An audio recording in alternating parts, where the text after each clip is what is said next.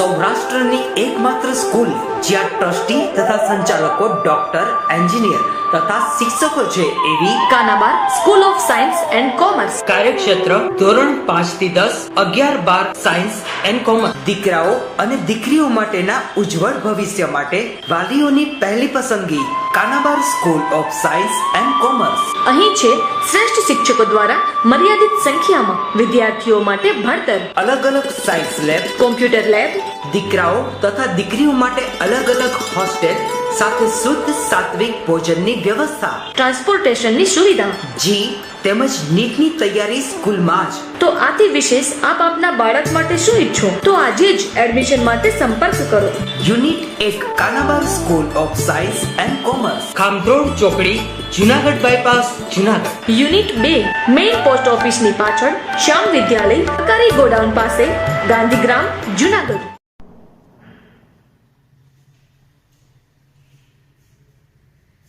चलो अपने दरेक बाळको गुड मॉर्निंग. આપણે ચેપ્ટર 3 માં આગળ વધીએ. ચેપ્ટર 3 માં લાસ્ટમાં આપણે ડ્રિફ્ટ ગતિ ભણી ગયા હતા. ડ્રિફ્ટ ગતિ એટલે ઇલેક્ટ્રોનની ધ્વાનના સાથેની અથડામણ બાદ ઘસડાઈને થયેલી ગતિ. હવે એમાં ખાસ કરીને ઇલેક્ટ્રિક ફિલ્ડની ગેરહાજરીમાં અને ઇલેક્ટ્રિક ફિલ્ડની હાજરીમાં ઇલેક્ટ્રોનની ગતિ કોઈ વાહકમાં જોઈ લીધી. તો કે ઇલેક્ટ્રિક ફિલ્ડની ગેરહાજરીમાં સુવાહકમાં ઇલેક્ટ્રોનનો ગતિમાન A થી B માર્ગે, જ્યારે બીજો ટોપિકમાં ઇલેક્ટ્રિક ફિલ્ડની હાજરીમાં સુવાહકમાં ઇલેક્ટ્રોનનો ગતિમાન A થી B ડેશ માર્ગે જોવા મળશે, જેની આકૃતિ પર જરા જોઈ લઈએ. આ A થી B માર્ગે વિદ્યુત ક્ષેત્રની ગેરહાજરીમાં છે. જ્યારે વિદ્યુત ક્ષેત્ર શરૂ હોય ત્યારે A થી B ડેશ માર્ગે ગતિ કરે છે. આ બે ટોપિક પર નજર કરો. ડ્રિફ્ટ ગતિ એટલે આ કોઈ સુવાહક તારમાં જ ઇલેક્ટ્રોનની ગતિ છે.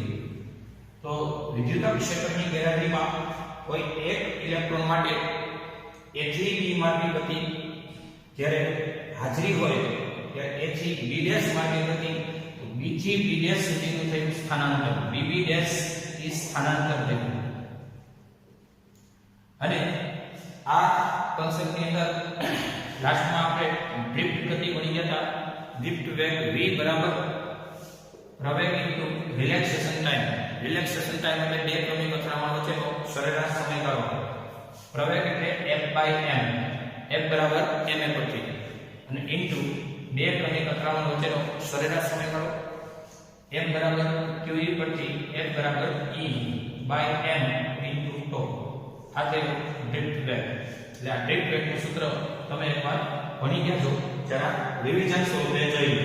વિદ્યુત ક્ષેત્રની ગેરહાજરી હોય તો A થી B, વિદ્યુત ક્ષેત્રની હાજરી હોય A થી B ડેશ માર્ગે ઇલેક્ટ્રોન વાહકમાં ગતિ કરે છે. જોઈ લો.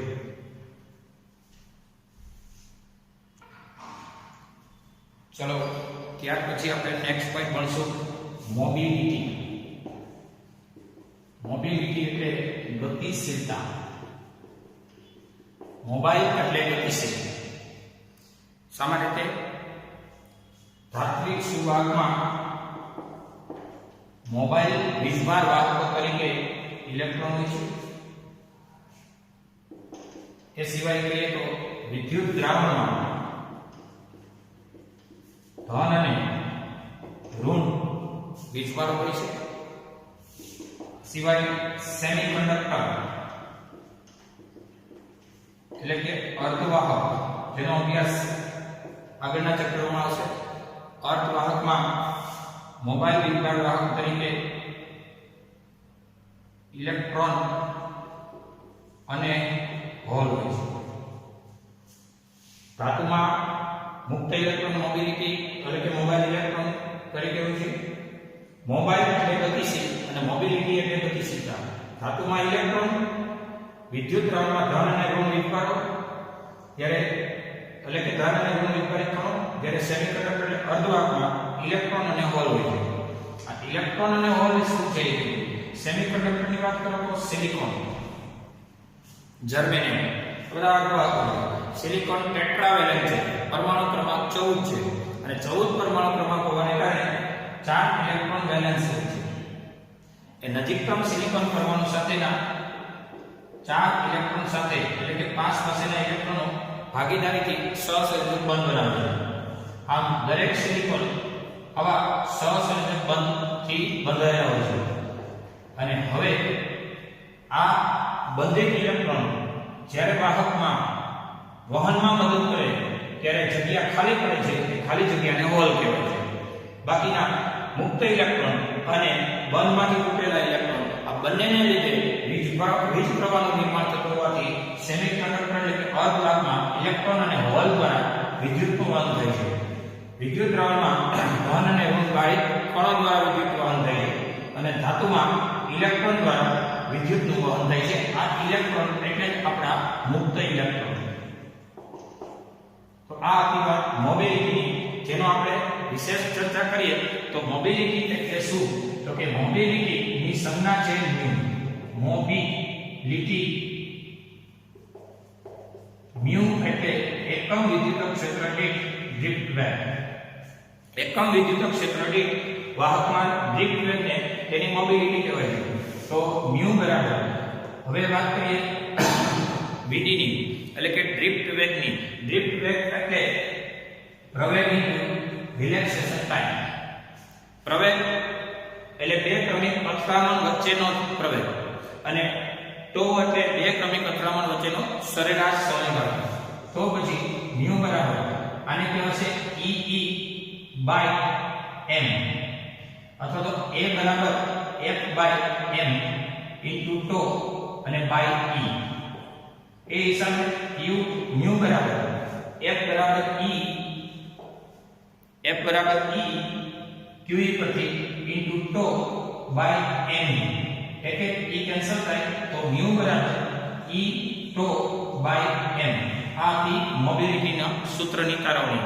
E ટો બાય m, જ્યાં E ઇલેક્ટ્રોનનો વિભાગ છે, ટો એ બે ક્રમિક અથડામણ વચ્ચેનો સરેરાશ સમયગાળો, m ઇલેક્ટ્રોનનું દળ છે, મ્યુ એ મોબિલિટી એટલે કે ગતિશીલતાની એ સંજ્ઞા છે મ્યુ. અને આપણે એકમ વિદ્યુત ક્ષેત્ર દીઠ વાહકનો ડ્રિફ્ટ વેગ એટલે મોબિલિટી કહીએ છીએ તો મ્યુનો એકમ જોઈ લઈએ. મ્યુનો એકમ અંશમાં વેગનો એકમ થશે મીટર પ્રતિ સેકન્ડ. જ્યારે વિદ્યુત ક્ષેત્રનો એકમની વાત કરીએ તો વિદ્યુત ક્ષેત્રનો એકમ થશે ન્યૂટન પ્રતિ કુલમ. અહીંયા થશે ન્યૂટન પ્રતિ કુલમ અથવા તો વોલ્ટ પ્રતિ મીટર. તો મોબિલિટી મ્યુ નો એકમ આવનો કી થશે વેગનો મીટર પ્રતિ સેકન્ડ, વિદ્યુત ક્ષેત્રનો ન્યૂટન પ્રતિ કુલમ અથવા વોલ્ટ પ્રતિ મીટર. તેથી મ્યુનો ફાઇનલ એકમ ગણાશે મીટર પ્રતિ સેકન્ડ. આ છેદનો છેદ અંશમાં જાય તો મીટર અંશમાં વોલ્ટ નીચે, તેથી મીટર સ્ક્વેરના છેદમાં સેકન્ડ ઇન્ટુ વોલ્ટ. આ થયો મોબિલિટીનો ફાઇનલ એકમ મીટર સ્ક્વેરના છેદમાં સેકન્ડ ઇન્ટુ વોલ્ટ. આપણે નોંધવા જેવી બાબત છે, નોંધી લો.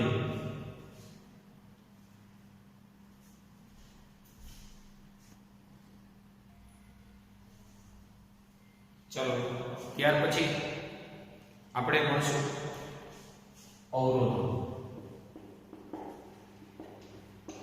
અવરોધોના પ્રકાર બે છે. એક વાયર બાઉન્ડ અવરોધ અને બીજો કાર્બન અવરોધ. વાયર બાઉન્ડ અવરોધ એટલે કે બંધિત તાર અવરોધ અને બીજો છે કાર્બન અવરોધ. હવે એમાં મેંગેનીઝ, કોન્સ્ટન્ટન અને નિક્રોમ જેવી મિશ્ર ધાતુ. મેંગેનીઝ, કોન્સ્ટન્ટન કે નિક્રોમને યોગ્ય આધાર પર વીંટાળવામાં આવે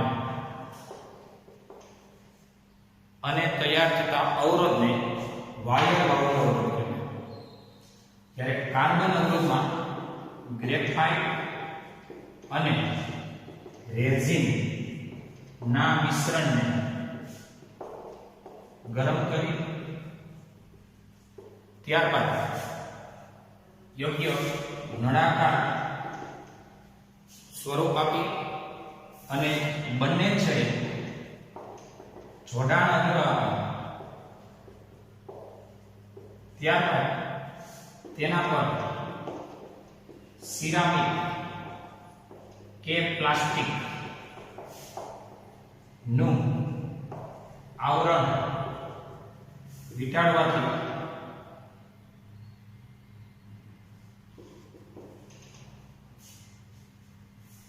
આ અવરોધ તૈયાર થાય છે.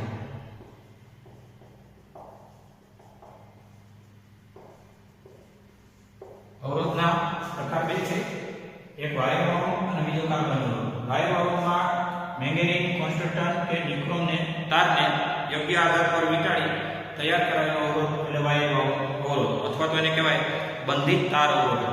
જ્યારે કાર્બન અવરોધમાં ગ્રેફાઇટ અને રેઝિનના મિશ્રણને ઊંચા તાપમાને ગરમ કરી નળાકાર સ્વરૂપ આપી બંને છેડે જોડાણ અંતર આપી અને એના ઉપર સિરામિક કે પ્લાસ્ટિકનું આવરણ વીંટાળી દેવામાં આવે, આ રીતે તૈયાર થતો અવરોધ એ છે આપણો કાર્બન અવરોધ. હવે આ અવરોધો મોટા ક્રમના મૂલ્યો ધરાવતા અવરોધો એ કાર્બન અવરોધો છે અને આપણે વ્યવહારમાં કાર્બન અવરોધ વિશે વધુ ડીપમાં હમણાં ભણીશું. કાર્બન અવરોધ માટે એના વર્ણ સંકેત એટલે કે એને કહેવાય કલર કોડ કે જેના આધારે તમે કયા મૂલ્યનો અવરોધ છે એ ફટાફટ ડિસાઈડ કરી શકશો. આ બે અવરોધો વિશે જોઈએ.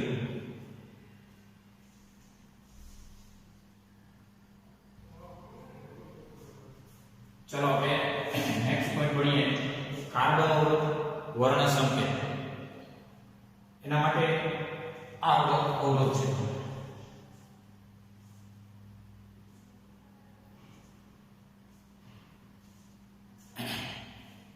પાઠ્યપુસ્તક પ્રમાણે જો ત્રણ રંગ લાલ, શરૂઆતના ત્રણ રંગ લાલ અને ચોથો રંગ સિલ્વર હોય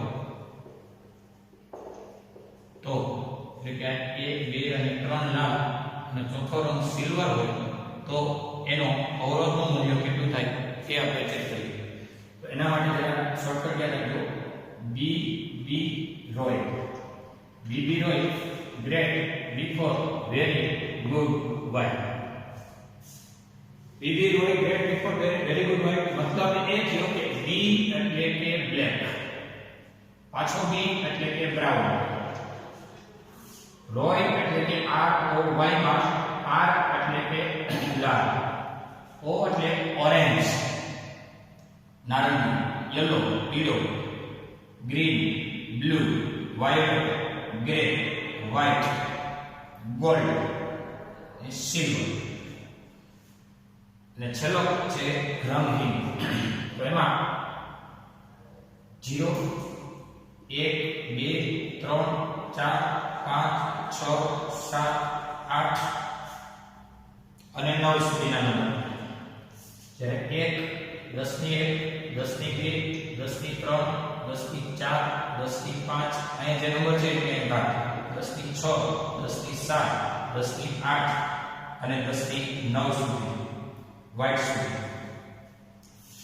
જ્યારે એથી આગળ કરીએ તો 10 ની -1 અને -2 -1 અને આ -2 કોષ્ટક રૂપમાં તમારે તૈયાર કરવાનું, એટલે ગમે તેવા શોર્ટકટ MCQ માંથી તમે તૈયાર કરી શકો. જેમાં ટોલરન્સ ની વાત કરીએ તો 5% 10% ની 20%.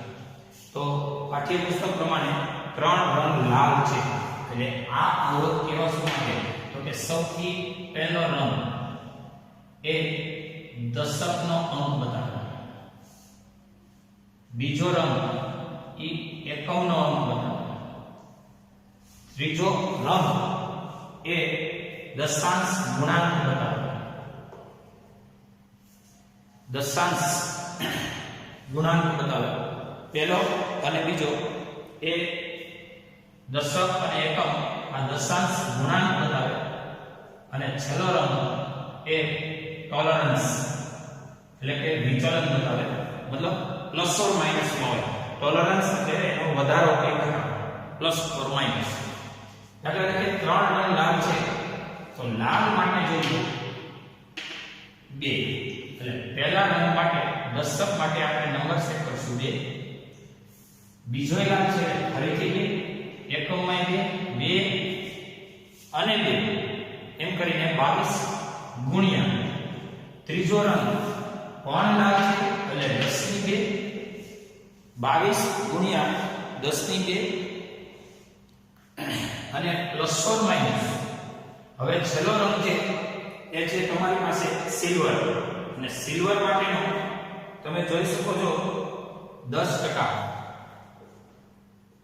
આટલા ઓહમનો આ થયો અવરોધ. તો ફરીથી એકવાર પહેલો રંગ એ દશકનો, બીજો એકમનો.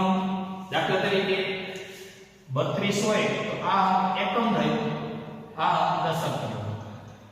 એટલે પહેલો દશકનો, બીજો એકમનો, ત્રીજો એનો દશાંશ ગુણાંક. દશાંશ ગુણાંક એટલે આ કોષ્ટકમાંથી તમારે જોઈ લેવાનો કે કયો રંગ છે, એટલી 10 ની ઘાત એટલે ઇન્ટુ 10 ની જે ઘાત હોય પ્લસ ઓર માઇનસ.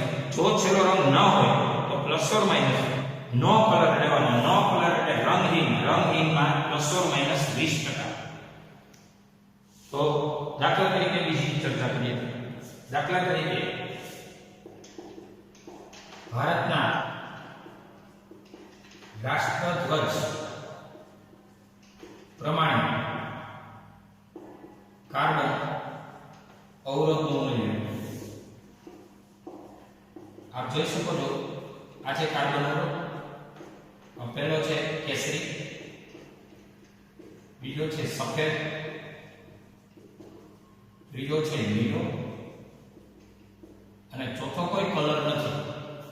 કેસરી, સફેદ ને લીલો, ચોથો કલર નથી. કેસરી મતલબ આપણો થયો નારંગી, ઓરેન્જ, એટલે કે 3. અવરોધનું મૂલ્ય સેટ થાય છે 3. બીજો વ્હાઈટ એટલે કે તમારી પાસે જે કાંઈ છે નંબર 9 એટલે બીજામાં 9 એટલે કે 39 ગુણ્યા ત્રીજો લીલો એટલે કે ગ્રીન, અને ગ્રીન માટે 10 ની 5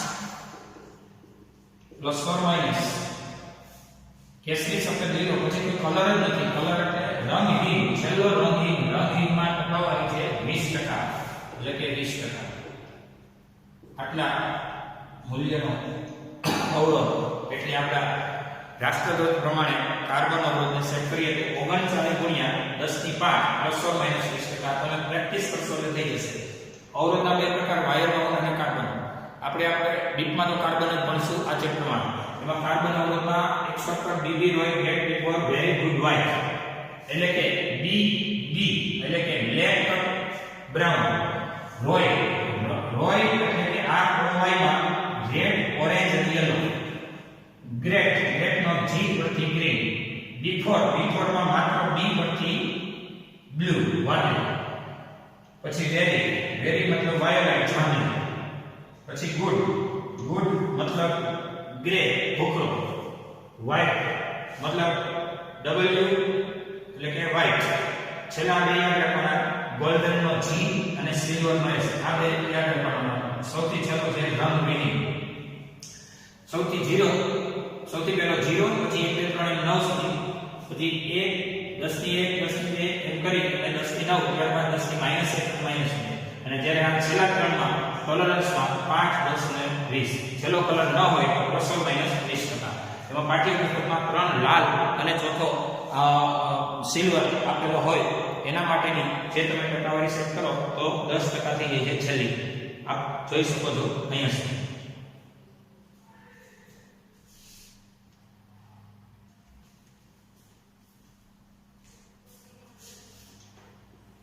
આમ પણ તમને પૂછી શકે કે જો કાર્બન અવરોધમાં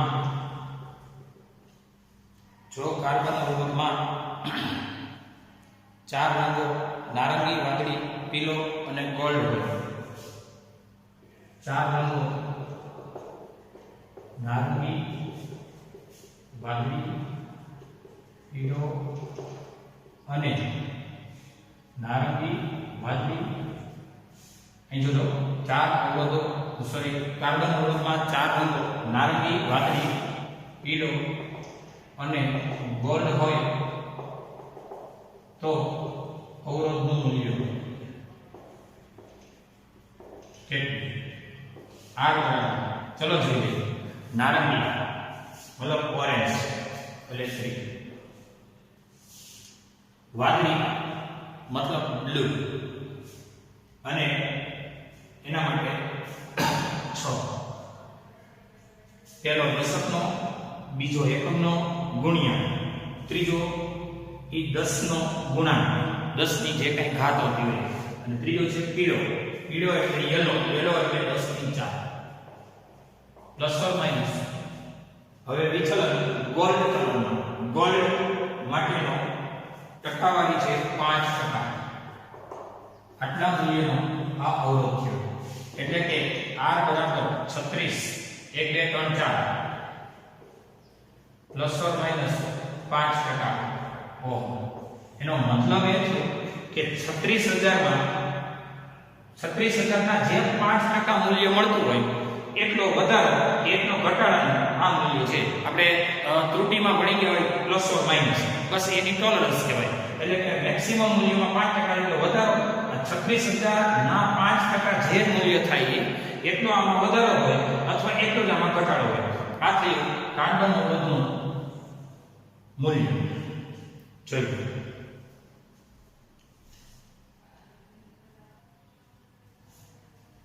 ચલો નેક્સ્ટ પોઈન્ટ આપણે ભણશું અવરોધો નું શ્રેણી જોડાણ. અવરોધોનું શ્રેણી જોડાણ. અવરોધનો પરિપથ સમજાવી છે. અવરોધ ની આ પરિપથ સંજ્ઞા છે. અવરોધના પ્રકાર તમે ભણી ગયા વાયર અવરોધ અને કાર્બન અવરોધ. આ પરિપથ સંજ્ઞા છે. આવા બે અવરોધો શ્રેણીમાં છે. અહીં R1 અને R2 અવરોધો શ્રેણીમાં છે. શ્રેણીમાં અવરોધો હોય આ વખતે બેટરી દ્વારા તમે વિચારી શકો છો કે પ્રવાહના કોઈ ફાટા પડતા નથી, એટલે પ્રવાહ I એક જ સરખો જોવા મળશે. બેટરી દ્વારા પ્રવાહના કોઈ ફાટા પડતા નથી. તો આ વખતે તમે બેટરીના વોલ્ટેજ લઈ લો V, એટલે આ છેડાનો વોલ્ટેજ વત્તા આ છેડાનો વોલ્ટેજ, એટલે પહેલાનો વત્તા બીજાનો, એમ કરી અને બેટરીનો કુલ વોલ્ટેજ. બેટરી દ્વારા પૂરો પડાયેલો વોલ્ટેજ એટલે પહેલા અવરોધના બે છેડા વચ્ચેનો વોલ્ટેજ V1 વત્તા બીજા અવરોધના બે છેડા વચ્ચેનો વોલ્ટેજ V2. એટલે કે V બરાબર ઓહમના નિયમ પરથી V બરાબર R I, અને અહીંયા પ્રવાહ ફાટા પડતા નથી એટલે I ના I, I1 નથી, માત્ર I. R1 I અહીંયા થશે R2 અને અહીંયા V બરાબર R. તેથી RI બરાબર આમાંથી I કોમન, R1 વત્તા R2. I કેન્સલ કરો, R બરાબર જોવા મળશે R1 વત્તા R2. આ થયું R ઇક્વિવેલન્ટ એટલે કે સમતુલ્ય અવરોધ. બે અવરોધો શ્રેણીમાં હોય ત્યારે સમતુલ્ય અવરોધ માટે પહેલા તો R1 અને R2 બે અવરોધો શ્રેણીમાં છે. R1 ના બે છેડા વચ્ચેનો વોલ્ટેજ V1 છે અને R2 ના બે છેડા વચ્ચેનો વોલ્ટેજ એ V2 છે. અને બેટરીનો વોલ્ટેજ V બરાબર, કુલ વોલ્ટેજ V બરાબર આનો વોલ્ટેજ વત્તા આનો વોલ્ટેજ, એટલે કે V બરાબર RI ઓહમના નિયમ પરથી. તો V1 હોય તો R1I, V2 હોય તો R2I. I common and cancel. જો આ જ રીતે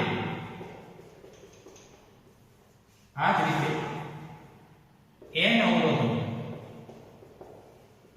શ્રેણીમાં હોય તો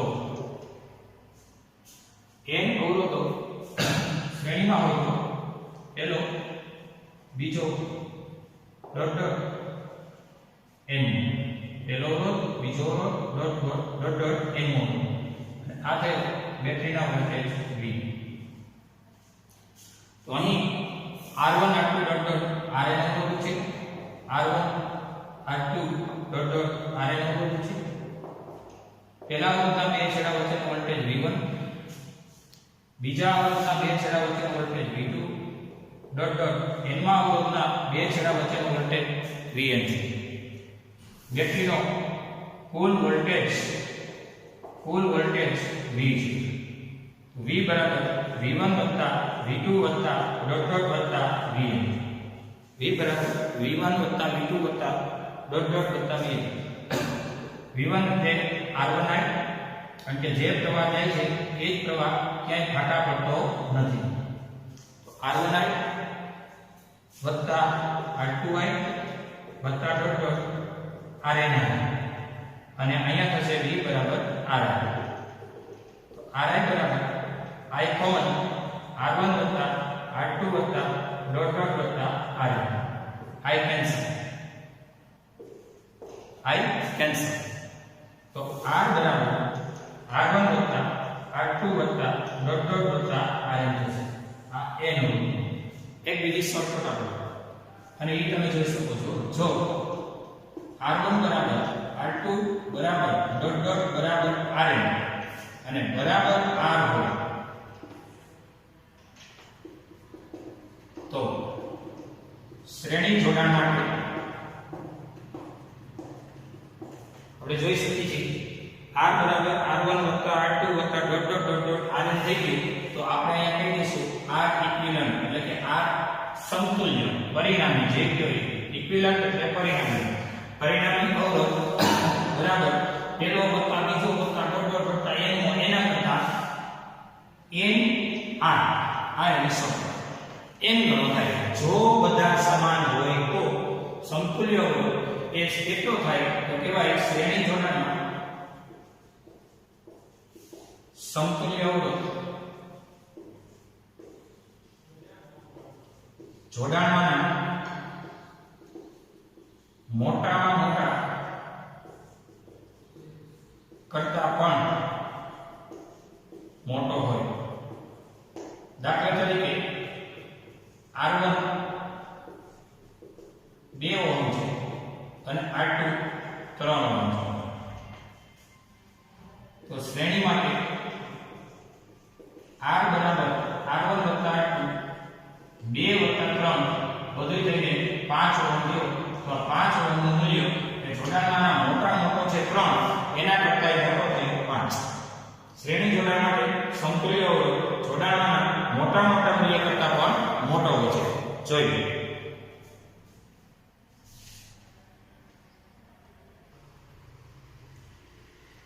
ચાલો આપણે આગળ વધીએ. અવરોધોનું સમાંતર જોડાણ. લાસ્ટમાં આપણે અવરોધોનું શ્રેણી જોડાણ ભણી ગયા ત્યારે સમતુલ્ય અવરોધનું મૂલ્ય જોડાણમાંના મોટા મોટા કરતા પણ મોટું હતું. હવે આપણે ભણીશું બે અવરોધો છે R1 R2 એને જોડી દઈએ સમાંતરમાં.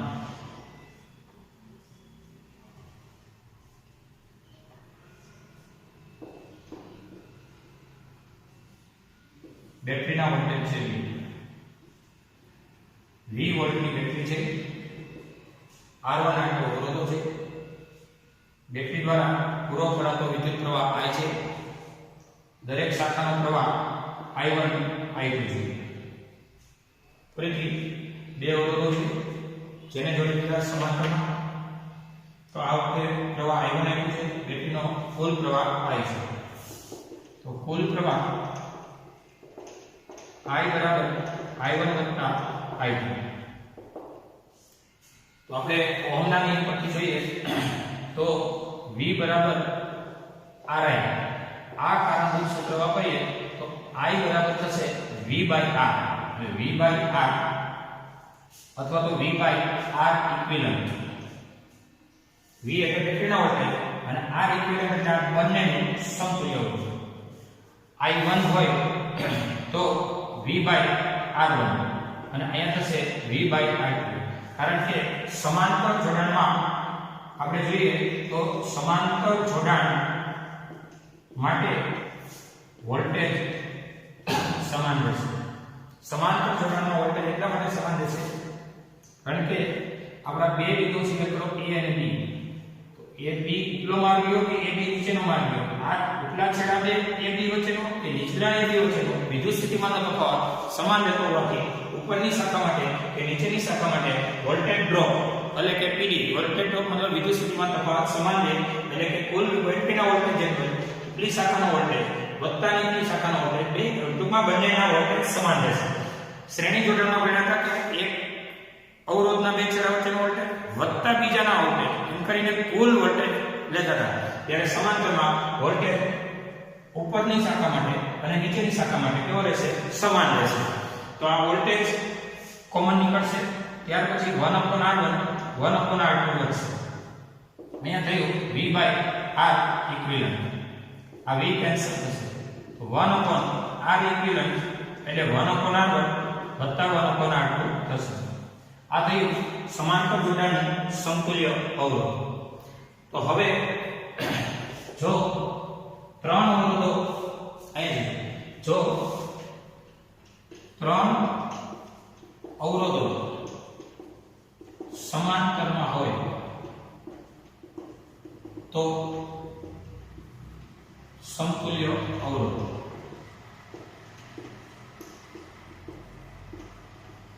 મેળવો.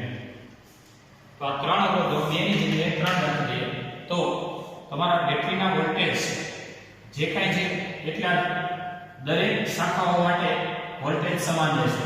તો કુલ પ્રવાહ I બરાબર થશે I1 I2 I3. ત્રણ અવરોધો હોય તો પહેલામાં વત્તા બીજામાં વત્તા ત્રીજામાં ત્રણેય પ્રવાહોનો સરવાળો.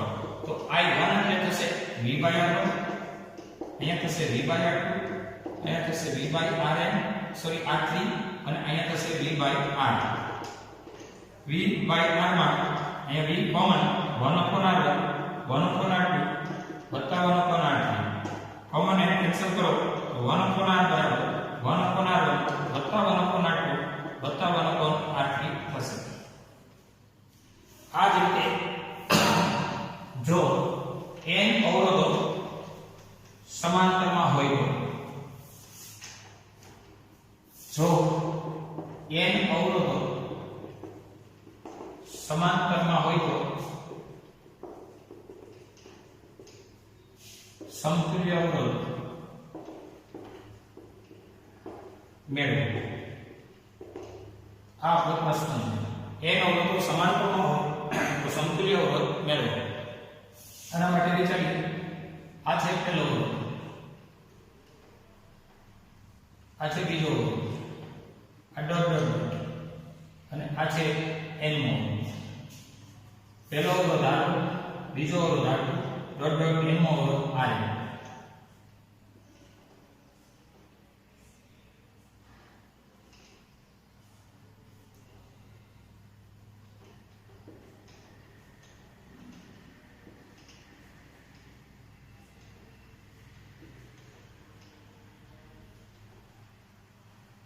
અહીંયાથી 3 ને બદલે n શાખાઓ છે. પહેલામાં પ્રવાહ I1, બીજામાં I2 dot dot dot n માનો પ્રવાહ I1. બંને છેડા વચ્ચે વિદ્યુત સ્થિતિમાનનો તફાવત V. તો કુલ પ્રવાહ I બરાબર I1 વત્તા I2 વત્તા ડોટ ડોટ વત્તા I. આપણે જોઈ શકાય ઓહમના નિયમ પરથી I એટલે V/R. તો દરેકમાં વોલ્ટેજ ઉપલા માટે ઉપરની શાખાના બે છેડા વચ્ચેનો, બીજી શાખાના બે છેડા વચ્ચેનો, એમ કરતા કરતા એની શાખાના બે છેડા વચ્ચેનો દરેક માટે વોલ્ટેજ સમાન રહેશે. સમાંતર જોડાણ છે.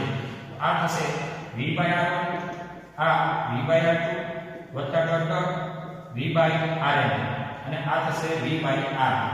તો પછી V/R બરાબર V કોમન 1/R1 વત્તા 1/R2 વત્તા ડોટ ડોટ વત્તા 1/Rn થશે. V cancel. 1/R બરાબર 1/R1 વત્તા 1/R2 વત્તા ડોટ ડોટ વત્તા 1/Rn. આ થયું સમાંતર જોડાણનું સમતુલ્ય અવરોધ 1/r ઇક્વિવેલન્ટ. એમાં એટલે જો n અવરોધો હોય અને r1 બરાબર r2 બરાબર ડોટ ડોટ બરાબર rn બરાબર r હોય તો n અવરોધો હોય દરેકનું મૂલ્ય સમાન હોય તો સમતુલ્ય અવરોધનું મૂલ્ય r ઇક્વિવેલન્ટ બરાબર r/n થશે. શ્રેણી જોડાણમાં nr થતું અહીંયા સમતુલ્ય અવરોધનું મૂલ્ય r/n થશે. એટલે કે સમાંતર જોડાણમાં સમતુલ્ય અવરોધ જોડાણમાં નાનામાં નાના મૂલ્ય કરતા પણ નાનો હોય. દાખલા તરીકે R1 2 ઓહમ અને R2 3 ઓહમ આ બંનેમાંથી નાનો છે 2. તો સમતુલ્યની વાત કરીએ તો સમાંતર માટે 1/r બરાબર 1/r વત્તા 1/r એટલે કે 1/2 વત્તા 1/3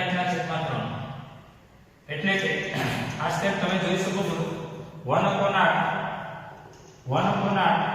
બરાબર લસાઅ એનો છે 6 3 દુ અને 2 3 એટલે અહીંયા 2 અને અહીંયા 3 બધું થઈને 5 વ્યસ્ત લ્યો એટલે r બરાબર 6/5 એટલે કે r બરાબર 1 પોઈન્ટ સમથિંગ આવો અવરોધ મળ્યો.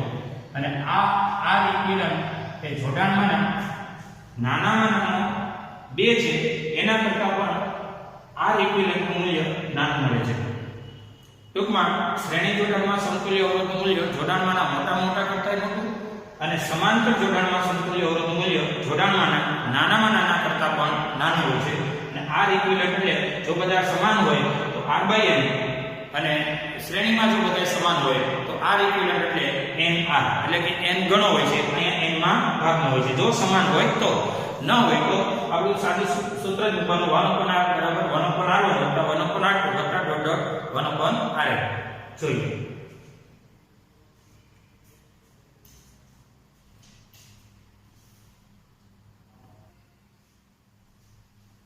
ચાલો જો નેક્સ્ટ પોઈન્ટ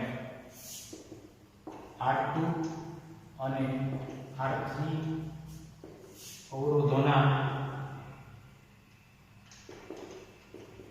સમાંતર જોડાણ સાથે R1 ને શ્રેણીમાં જોડી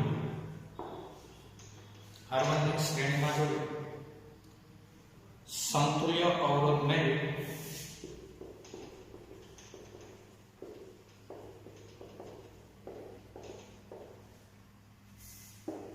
પ્રવાહ I બરાબર V કૌંસમાં R2 વત્તા R3 ના છેદમાં R1 R2 વત્તા R1 R3 વત્તા R2 R3 સૂત્ર મેળવો. આ અવસવન 2 અને 3 ના સમાંતર હારે 1 ને શ્રેણીમાં જોડી પેલા સમતુલ્ય અવરોધ મેળવો. ચલો જોઈએ અહીંયા આ છે એક અવરોધ 2, બીજો છે 3 ઓહમ. આ બંનેના સમાંતર જોડાણ સાથે જો જેમ કે છે એવું કે 1 ને શ્રેણીમાં જોડી બેટરીના વોલ્ટેજ જોડી આ વખતે સમતુલ્ય અવરોધ મેળવી. સૌપ્રથમ 2 અને 3 અવરોધો સમાંતરમાં હોવાથી 1/r23 1/r2 વત્તા 1/r3 એટલે કે 2 3 લસા અંશમાં 2 + 3 1/r23 તેથી r23 વ્યસ્ત ગયો એટલે 2 3 ના છેદમાં 2 + 3 થશે આ થઈ માત્ર આ બંનેના સમાંતર હવે એની સાથે 1 એ શ્રેણીમાં છે એટલે કે હવે r1 તથા એટલે કે r1 ની આરે આખું ગ્રુપ એટલે કોણ 2 3 નું ગ્રુપ એટલે કે એને કહી દો r23 શ્રેણીમાં હોવાથી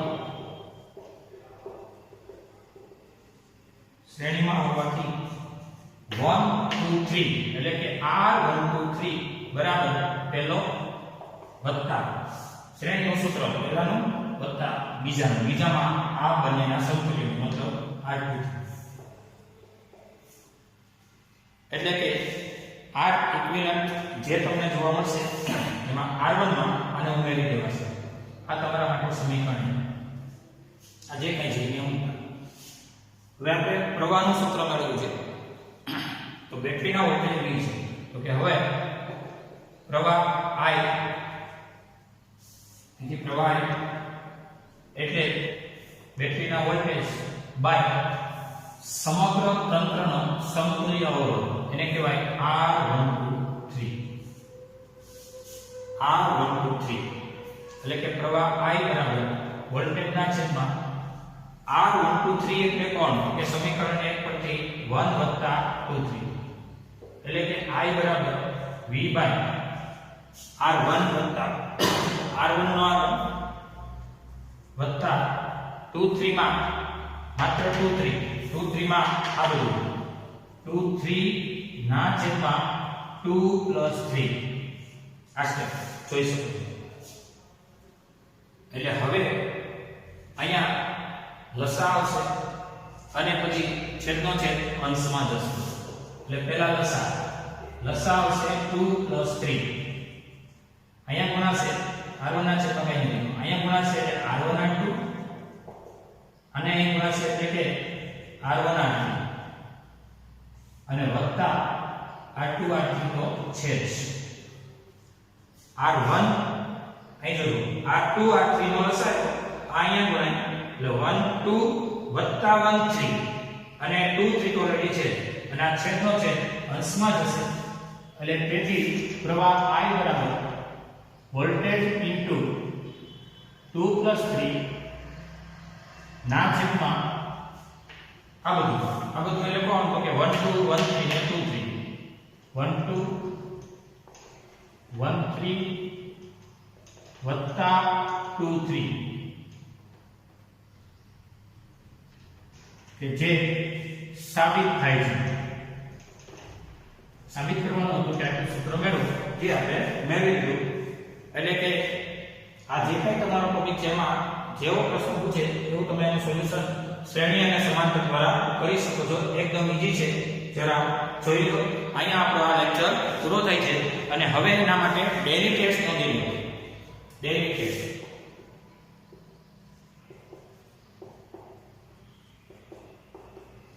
પ્રશ્ન પહેલો n અવરોધો ના શ્રેણી જોડાણ શ્રેણી જોડાણના સમતુલ્ય અવરોધ નું સૂત્ર મેળવો એ જ રીતે n અવરોધો ના સમાંતર જોડાણ ના સમતુલ્ય અવરોધનું સૂત્ર મેળવો બંને સવિસ્તાર રજૂઆત તમારી ડેરી ટેસ્ટ જોઈ અહીંયા આપણો લેક્ચર પૂરો થાય છે.